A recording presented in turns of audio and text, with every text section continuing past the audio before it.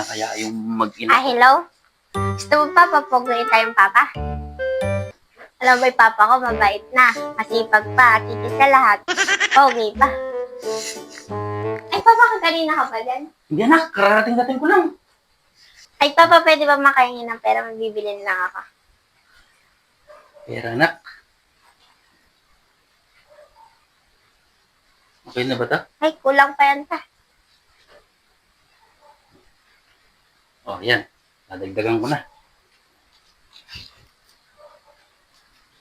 Nakaluto na ba kayo anak? Ay, hindi pa.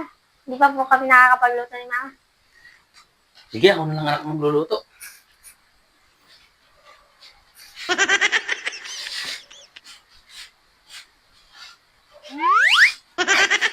Ganun lang pala bang bola kay papa para makahingi ng pera.